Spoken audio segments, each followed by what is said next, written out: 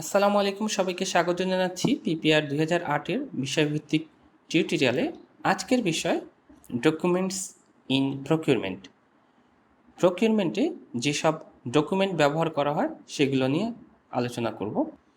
আমরা জানি প্রকিউরমেন্টে অনেক ধরনের ডকুমেন্ট ব্যবহার করা হয়, যেমন স্ট্যান্ডার্ড টেন্ডার ডকুমেন্ট,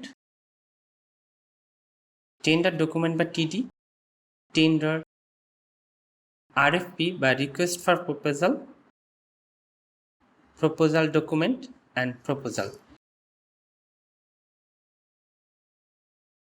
যদি আমরা প্রথমটা আসি, স্ট্যান্ডার্ড টেন্ডার ডকুমেন্ট বা বাংলায় আমরা বলি আদর্শ দরপত্র দলিল। আদর্শ দরপত্র দলিল এইটা সিপিটিউ সরবরাহ করে। পিপিআর রুলস সরকারি ক্রয়ের জন্য তফসিল 1 অনুসারে যেসব স্ট্যান্ডার্ড টেন্ডার ডকুমেন্ট বা আদর্শ দরপত্র দলিল সেগুলো সিপিটিউ সরবরাহ করবে মর্মে বিধিমালায় উল্লেখ আছে। স্ট্যান্ডার্ড টেন্ডার ডকুমেন্ট সিপিটিউ সরবরাহ করে, এটা পাওয়া যাবে সিপিটিউর ওয়েবসাইট www.cptu.gov.bd ওয়েবসাইটটিতে পাওয়া যাবে। সেখান থেকে স্ট্যান্ডার্ড টেন্ডার ডকুমেন্ট সংগ্রহ করে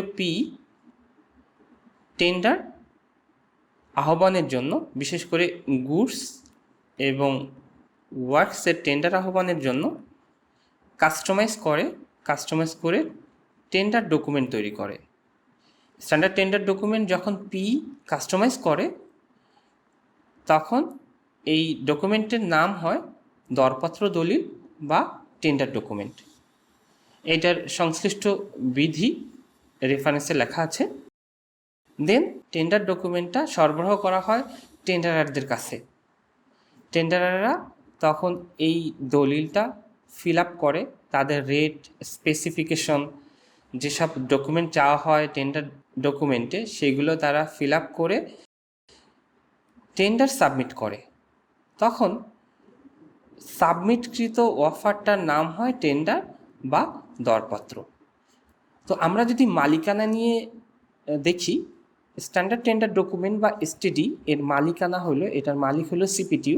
সেই ডকুমেন্ট ডাউনলোড করে একজন প্রকিউরিং এন্টিটি সেটাকে কাস্টমাইজ করে একটা কাজ বা মালামালের জন্য টেন্ডার কল করার জন্য টেন্ডারদের কাছে সে যে ডকুমেন্টটা সে সরবরাহ করে সেটাকে বলবো আমরা টেন্ডার ডকুমেন্ট।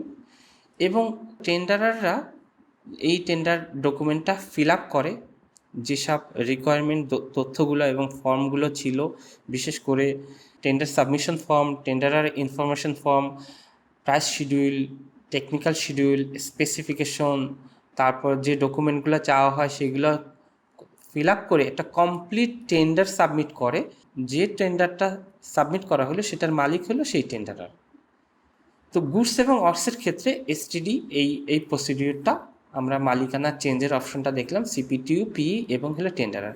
যদি আমরা সার্ভিস প্রকিউরমেন্ট করি, সার্ভিস প্রকিউরমেন্টের ক্ষেত্রে প্রথমে REOI দেওয়া হয়, request for express of interest. সেই REOI দেওয়ার পর একটা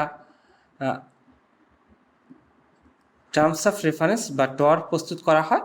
সেই অনুসারে একটা শর্ট লিস্ট করা হয়, কনসালটেন্টদেরকে একটা শর্ট লিস্ট করা হয়। সেই শর্ট লিস্টেড কনসালটেন্টদের যে ফরম্যাটে অফার চাওয়া হয় সেটাই হলো RFP বা রিকোয়েস্ট ফর প্রপোজাল।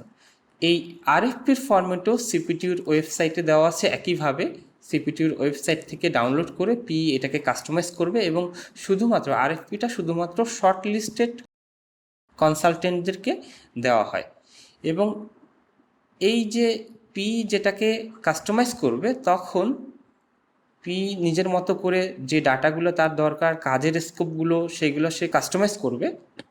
কাস্টমাইজ করার পর এই ডকুমেন্টটার নাম হবে প্রপোজাল ডকুমেন্ট বা প্রস্তাব দাখিলের জন্য অনুরোধ সম্বলিত ডকুমেন্ট। এইটা সে শর্টলিস্টেড কনসালটেন্টদেরকে সরবরাহ করবে। দেন শর্টলিস্টেড কনসালটেন্ট তাদের যে টেকনিক্যাল অফার এবং প্রাইস অফার যেটা সাবমিট করবে, এটাকে বলি আমরা প্রস্তাব বা প্রপোজাল।